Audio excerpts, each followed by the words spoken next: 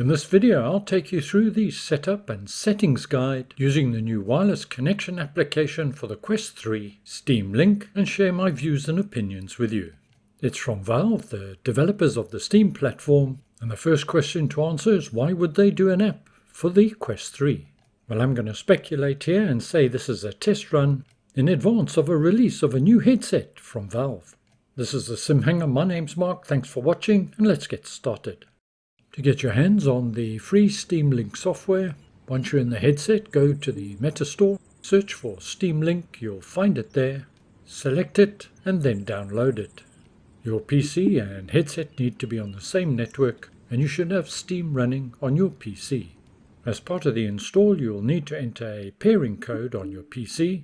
To start Steamlink, simply hit the connect button and SteamVR will start automatically. You'll normally be presented with your desktop view. If not, to call up the menu, press the hamburger key on your left controller. I've selected the settings icon from the menu bar, and the first thing to check is under Steam settings is to ensure remote play is activated. Select remote play and make sure enable remote play is on. If you do have trouble connecting, you can do this from your PC prior to trying to connect using Steamlink. That's it, we're finished here. We can now choose the VR settings, and in addition to all the normal menu options, we now have Steamlink. I'm just going to start by choosing the video tab. Whilst in game or in sim, you can bring up these settings and change things on the fly, including refresh rate and your resolution.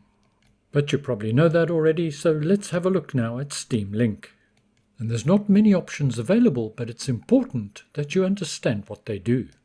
The first one is target bandwidth, and I think that's fairly standard. Two options, default is auto, and you also have a manual option. I recommend the auto option, as Steam judges the speed and bandwidth and adjusts accordingly. But one very important setting is the encoder video size, and by default this will be set to auto. This application has inbuilt fixed foveated rendering, and the default size is 1024, and this setting affects how aggressive the fixed foveated rendering is. In a nutshell, it gives you the best view possible in the center and depreciates the resolution outside of that central circle. This setting affects how big or small that central circle is. Maximum is 1344 and minimum is 520. The smaller the circle, the less hit on your system, but the more depreciated your view is. Let me demonstrate. I've turned it down to 512 and I'm looking straight at the slider and now moving my gaze across, and you can see the clarity of my view is fairly small. It's probably a circle covering 20, maybe 25% of the screen or image, nothing more. Outside of that circle you can see the image is at a much lower resolution. This setting will have a direct impact on the FPS experience and visual quality. This is default, a much larger inner circle, but there is still notable depreciation of the image towards the edges. If you're struggling for performance, well, you may need to turn this down. That will depend on your CPU and GPU. I recommend for 3080, 4070 Ti and above 1280. And I can't visibly see a difference between 1280 and 1344. It's now time to jump into game or sim. Make sure your OpenXR runtime is Steam. From your desktop, let's start Microsoft Flight Simulator.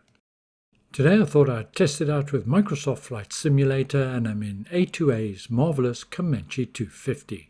I'm going to bring up the menu by pressing the key on the left controller. And from here I'm going to select video settings. This brings up a custom resolution multiplier. 100% is whatever you set the base resolution at in Steam. My system's a 10900K CPU and 4090, so I can afford to turn it up. That'll do for a test. My encoder is set at 1280 and we can go fly and experiment as you go. So this time, once again, I'm going to choose the video settings. I can also access Steam from here if I want to. This lets you do a number of convenient things like which audio you're using and so on. Back to the VR settings, I'm going to close that. I'm now back to the standard VR menus, including Steamlink. And once again here, I can change and adjust things on the fly to see what suits my system and me personally what's best. Once you've finished making any adjustments, you can quickly and easily return back by selecting this icon and then return to game, and we're back in Sim. Let's now touch on the important comparisons. First of all, one big advantage over Virtual Desktop is it's free. And the big advantage over the Meta Airlink is it just works and works every time. And performance is good. Very good, and the visuals are great and clear, but of course that's subject to whatever CPU and GPU you have. It's simple, straightforward, no hassle. Note this is compatible with the OpenXR toolkit, but in this test I'm not using it. And as you may be aware, the OpenXR toolkit developer Matt is no longer supporting the product, unfortunately, due to other commitments. The big downside of Steamlink is, of course, the forced foveated rendering, which you can almost eliminate with a high-end system. And of course, Steam comes with some baggage and a hit on the system. Due to the number of features and functions available, I personally still prefer Virtual Desktop.